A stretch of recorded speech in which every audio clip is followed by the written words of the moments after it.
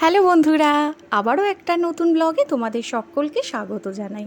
দেখো সকাল সকাল স্নান সেরে শাড়ি পরে একটা টিপ আর সিঁদুর পরে নিলাম। আর এখন আমি কিন্তু তোমাদের দেখে একটু স্মাইলও করে নিলাম, কারণ ঠিক করেছি এবার সব সময় হাসি খুশি থাকবো। তো বন্ধুরা দেখতেই পাচ্ছ আমি পুজো করা হয়ে আছে, দেখো কপালে টিপও রয়েছে। পুজো করে চলে এসেছি, এসে সিমুইটা বানিয়ে নিয়েছি। দেখো সিমুই পুরো রেডি। আর একটু না দুধ রেখেছি, মানে এটা একটু গরম আছে তো, ঠান্ডা হয়ে গেলে না এটা একটু আরেকটু বসে যাবে। তো এটা এবার ওদেরকে খেতে দিয়ে দেবো। আর এখানে দেখো সকালে স্নান পুজো টিফিন করা সব কমপ্লিট হয়ে গেছে। এখন বসেছি, কয়েকটা খাতার মলাট দেওয়ার বাকি আছে, সেগুলোই দিয়ে নিচ্ছি। আর এখন ভাবছিলাম বসে বসে যে ছোটোবেলায় এই মলাটগুলো আমার মাই কিন্তু দিয়ে দিত, 3 বোনের একসাথে খাতা বইতে মলাট লাগিয়ে দেয়া। এটা মার কাছ থেকেই শিখেছিলাম কিভাবে মলাট দিতে হয়। তো ওটাই বসে বসে ভাবছিলাম।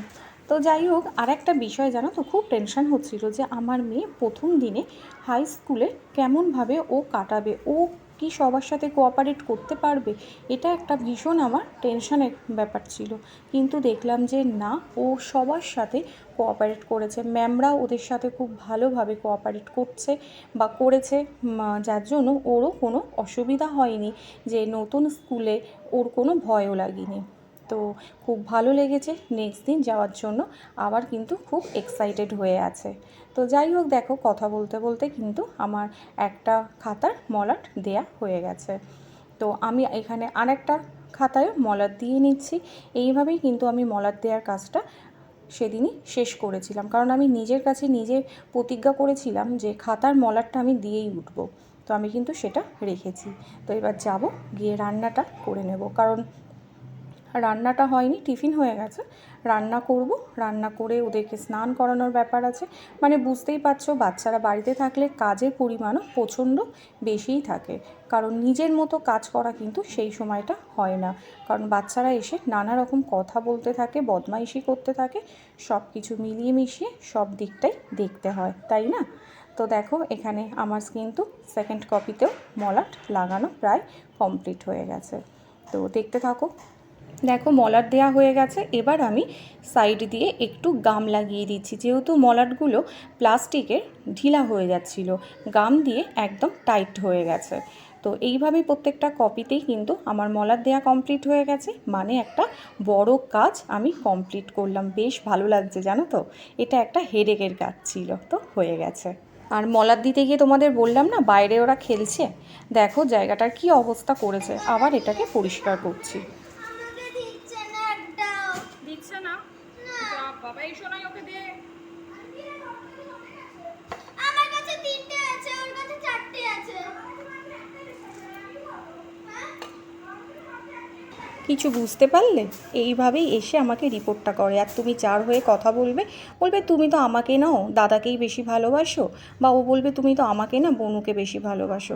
এই কিন্তু আমার ঘরে চলতে থাকে। আমি এক সময় না কিচ্ছু বলি না, তোরা যা পারিস কর, আবার তোদের আবার সঙ্গে সঙ্গেই মিল হয়ে যাবে। তো দেখো যে জায়গাটাও পরিষ্কার করে নিলাম। দেখো এখন রান্নাঘরে চলে এসেছি, আর বেশ কিছু বাসন রয়েছে, এগুলো এবার মেজে পরিষ্কার করে নেব। আর এখন কিন্তু আমার রান্নাও প্রায় হয়ে এসেছে। আর আমাদের ব্যাপারটা কি বলো তো, আমরা যদি সারাদিনে মানে ভাবি যে আজকে বসবো না, একটার পর একটা কাজ করে যাব, তাহলে দেখবে কাজের যেন কোনো শেষ হয় না। ঠিক তুমি একটা না একটা কাজ খুঁজে পেয়ে যাবে, তাই না? আমার তো এরকম ভীষণ হয়, মানে তোমার বসার মতো সময় থাকে না এক একটা সময়। এই যে দুটো বাচ্চাকে ঘুম পাড়িয়ে দিয়েছে, ঘুম পাড়িয়ে নাকি ওরা ড্যাব ড্যাব করে দেখো দেখছে, আর বলছে ওরা ঘুমাচ্ছে, বেশি জোরে কথা বলবে না, উঠে যাবে। অনেক দিন পর বিকেলে আজকে ছাদে উঠলাম, তাই ভাবলাম তোমাদের সাথে একটু শেয়ার করি। আর এখানে দেখো আমি মেয়েকে আদর করলাম বলে ও আমাকে একটু আদর করে দিল। আর আজকে ছাদে ওঠার কারণ হচ্ছে শীতের প্রচুর জিনিস ছিল, সেগুলো আমি কেচেছি। আর সকালে কেচেছিলাম তো একদম ভালোভাবে শুকিয়ে গেছে, যা রোদ্দুরের জোর ছিল শুকিয়ে গেছে। তো ওগুলো তুলবো বলে আসলাম, আর ভাবলাম ছাদটাও একটু তোমাদের ঘুরে দেখাই। আর আমিও আজকে একটু বেশ কিছুক্ষণ ছাদে ছিলাম।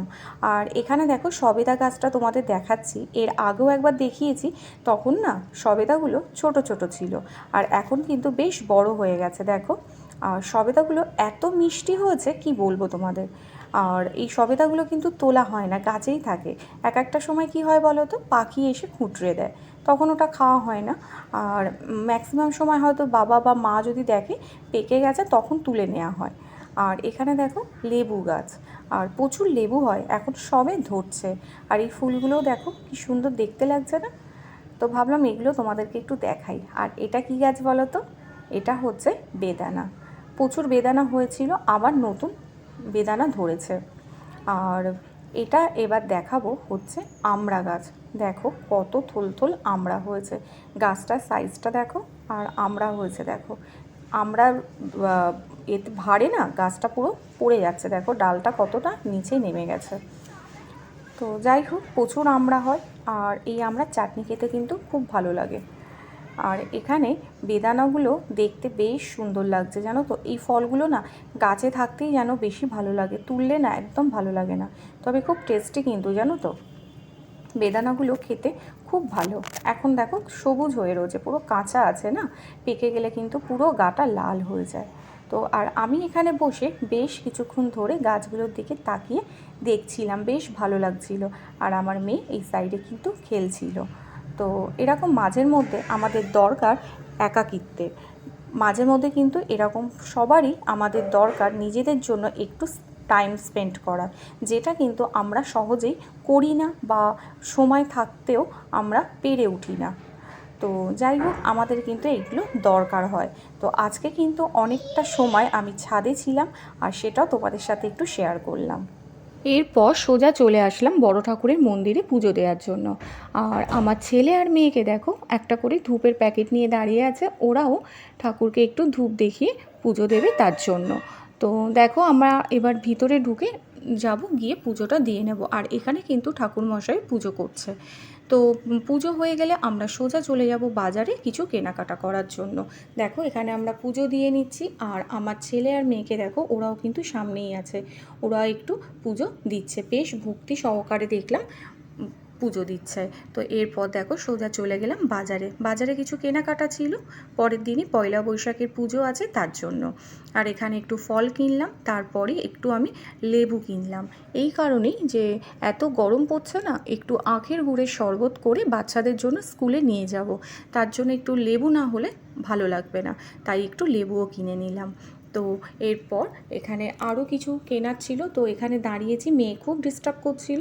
আর আমার ছেলে ওকে কাউন্ট করতে দিয়েছে, কতগুলো ঠাকুর আছে কাউন্ট করে আমাকে বল।